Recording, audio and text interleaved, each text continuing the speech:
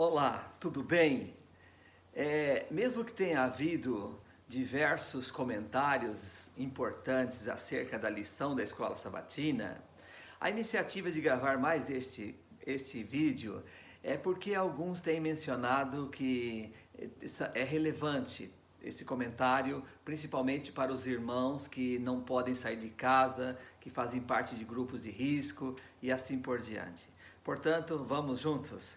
Somente pelas Escrituras, ou sola Escritura. É a lição de número 5 da Escola Sabatina. Muito bem, vamos lá? Olha só, Hebreus capítulo 4, verso 12, menciona porque a palavra de Deus é viva, é eficaz, mais cortante do que qualquer espada de dois gumes, e penetra até o ponto de dividir alma e espírito, juntas e medula, e é apta para discernir os pensamentos e propósitos do coração. Que força tem a palavra de Deus para a vida do cristão sincero? Você concorda com isto? E aí existe então essa declaração lá do período da Idade Média, sola Escritura. Essa ênfase contribuiu e elevou a Bíblia como o único padrão e fonte decisiva da teologia, em contraste com a teologia católica romana, que enfatizava mais a tradição. E por sinal, para tratar do tema revelação bíblica, naquela época, na Idade Média, a Igreja Romana preparou um concílio chamado Concílio de Trento. E naquele concílio ficou decidido que entre revelação, dogmas da Igreja e tradição, a tradição teria superioridade. E é isto que se nota até os dias contemporâneos. E então, em oposição a uma interpretação alegórica das Escrituras, os reformadores enfatizaram uma interpretação histórico-gramatical da Bíblia Sagrada, tá certo? E agora nós vemos então na parte de domingo as Escrituras como norma dominante.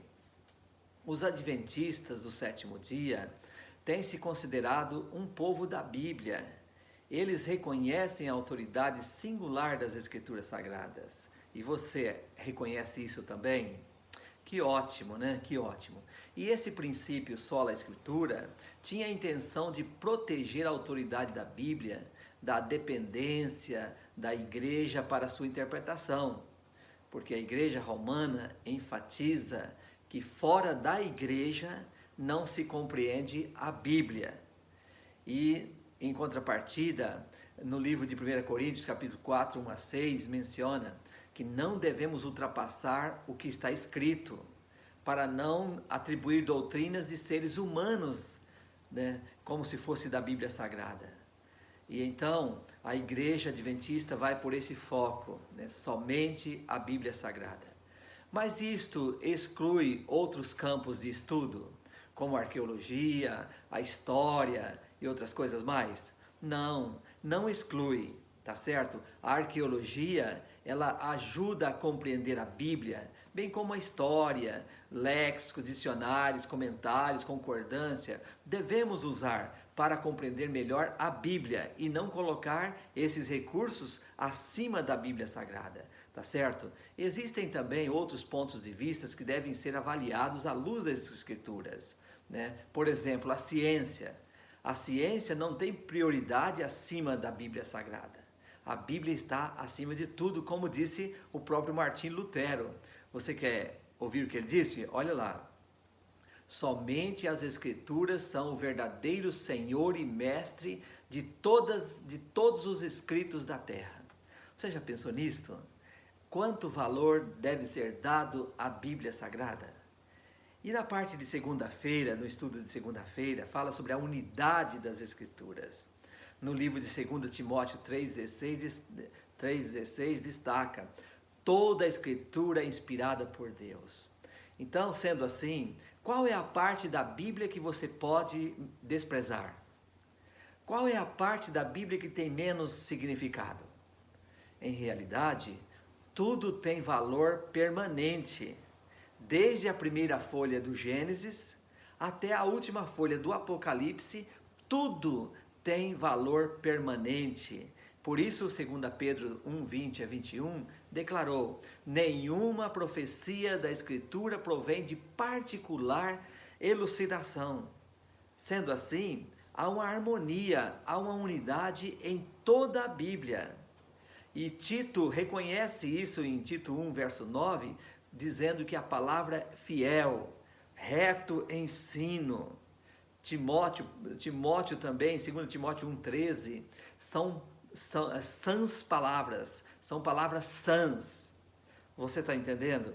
Então, aí vem a pergunta: por que a unidade da Bíblia é importante para a nossa crença? Lógico, evita confusão na doutrina e também nos procedimentos. Você está entendendo isto? A Escritura deve funcionar como o seu próprio intérprete, para não haver confusão.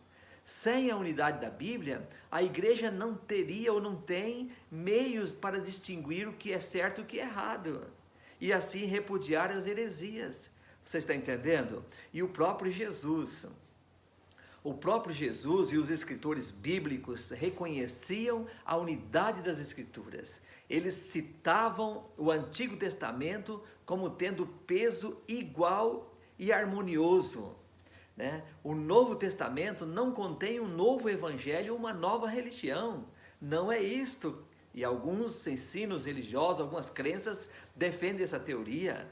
O Antigo Testamento é expandido no Novo Testamento. É expandido, e também fundamenta o Novo Testamento. Então, sendo assim, o Novo Testamento, além de expandir o Antigo, tem o Antigo como fundamento. Olha só, ambos esclarecem um ao outro. Você concorda com isto? Então, o que fazer? A pergunta vem, O que fazer com textos ou contextos bíblicos que parecem contraditórios entre si? Olha, é muito importante isto, hein? Nós precisamos pegar textos claros da Bíblia para lançar luz aos textos obscuros. E é o que muitos não fazem. Tá certo? Vamos aqui para um exemplo. Veja só, a teoria acerca do inferno. Em Apocalipse 20, verso 10, Judas 7, fala que os ímpios serão lançados no inferno e serão queimados eternamente. Mas em 2 Pedro 2,6, menciona que os ímpios, à semelhança de Sodoma e Gomorra, se tornarão cinzas. E afinal, os ímpios ficarão queimados eternamente ou estarão queimando eternamente? Então, um texto de Pedro lança a luz para Judas, e a gente vê que os ímpios serão queimados eternamente, não estarão queimando eternamente. Não há diferença assim? E há outros textos também, que o texto claro lança a luz para um texto obscuro. Por isso, a parte de terça-feira destaca, a clareza das Escrituras. A Bíblia é muito clara no que ela ensina. Ela pode ser entendida até por uma criança, mas também pode confundir qualquer sábio. Depende do espírito que se busca. Você está entendendo? Podemos estudá-la por nós mesmos e entender as suas mensagens para a nossa vida. E devemos tomá-la no seu sentido literal, o que muitos não fazem. Então, há textos também que têm uma linguagem figurada ou simbólica, e nós devemos entender desta maneira. O mais importante é que Deuteronômio 29, 29 diz que as coisas reveladas nos pertencem, mas as coisas não reveladas pertencem ao nosso Deus. E tudo o que depende da nossa salvação, Deus deixou claro. Não há de chegar ninguém no céu e dirá para Jesus: Senhor, que pena, queria estar aqui no céu, porém me faltou clareza na Bíblia. Não. Faltou disposição e sinceridade em buscá-la, porque tudo está claro no que depende da nossa salvação. Tá bem assim? Na parte de quarta-feira, as Escrituras interpretam as Escrituras.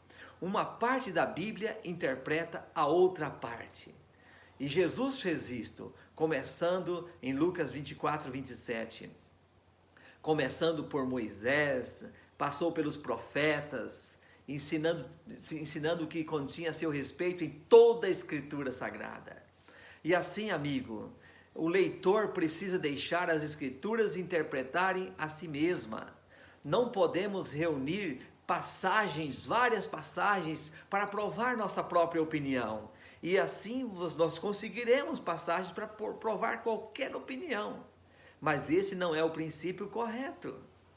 Um pouco aqui, diz Isaías 28:10, e um pouco ali. E assim toda a Escritura pode ser compreendida. Tá certo? A Bíblia se auto-explica, tá?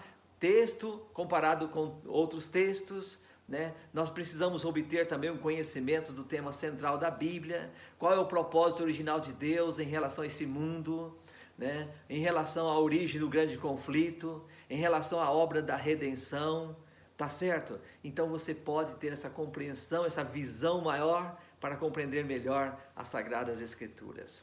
Olha só, se possível, se você entende um idioma original da Bíblia, seria muito compensador, né? A língua original pode ser apropriada, não quer dizer que significa tudo, né? Mas além disto, estudar a Bíblia com um espírito de oração e uma atitude de humildade é essencial. É essencial para a compreensão dos ensinos e para tê-la em nossos corações. Amém por isto? Amém. E na parte de quinta-feira você vai ver Sola Escritura e Ellen White, né? Nós temos aqui o texto de Isaías 28:20, né? Porque é necessário voltar à lei e ao testemunho, né? O testemunho bíblico como norma para o ensino e doutrina. É necessário isto? Você concorda? Claro, né? A lei e o testemunho precisam estar em evidência, porque sem eles não há garantia de unidade dentro da Bíblia. Você concorda? Contudo, quando falamos de sola Escritura, os adventistas do sétimo dia são confrontados com a questão do que fazer com Ellen White, que também foi inspirada por Deus e serviu como mensageiro do Senhor. O que fazer então com Ellen White se existe o princípio de sola Escritura? Devemos entender que na Bíblia existem os profetas canônicos e não canônicos. E isto não significa que eles não eram profetas. Exemplo, João Batista, que livro bíblico ele escreveu? Então ele era um profeta? Claro que sim, porém não era canônico, mas era profeta. Está certo? E existem muitos outros profetas que não são canônicos, mas são profetas de Deus, que está na Bíblia. E a Bíblia também fala em 1 Coríntios capítulo 1:7, que até a manifestação de Jesus, até a segunda vinda de Cristo, não faltaria profeta na terra. Sendo assim, então Deus estaria dando dons, não faltaria profetas, não faltaria dons na terra.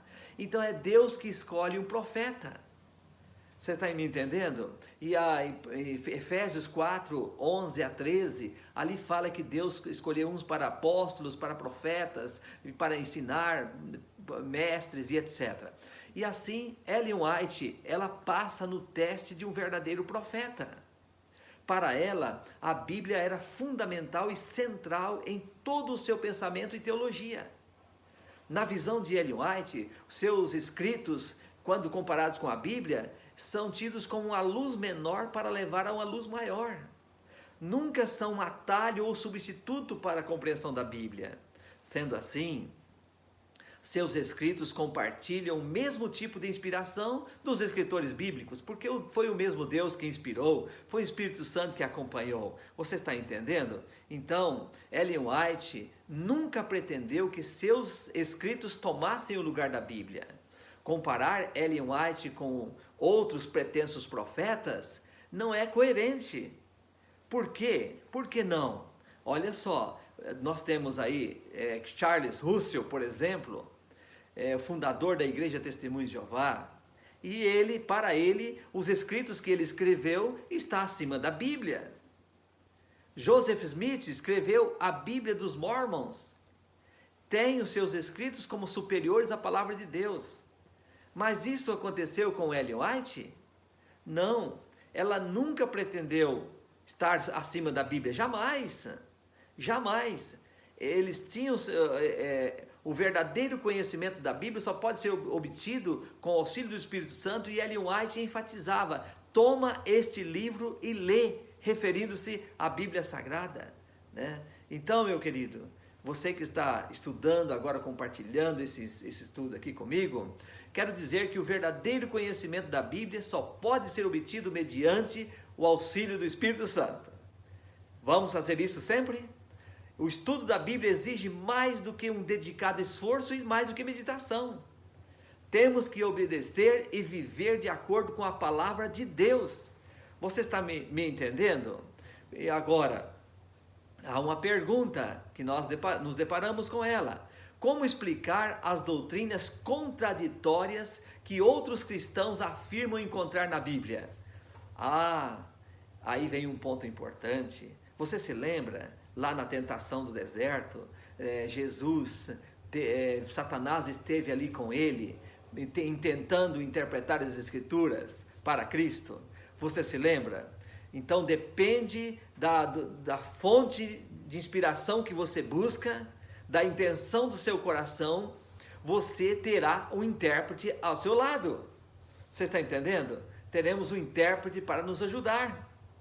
Sem Jesus buscar, o diabo já quis ajudá-lo na interpretação da Bíblia. Porém, Jesus sempre se firmava no está escrito da palavra de Deus. Sendo assim, querido, nós concluímos aqui esse tema tão singular, que a Bíblia Sagrada possa ser tudo em sua vida. Que você jamais deixe de estudar a Bíblia diariamente e tê-la em seu coração e defendê-la, mesmo que tenha necessidade de mudar algumas opiniões ou mudar o seu coração. Que a Bíblia Sagrada seja a fonte que lhe conduza para a vida eterna. Amém? Que Deus te abençoe.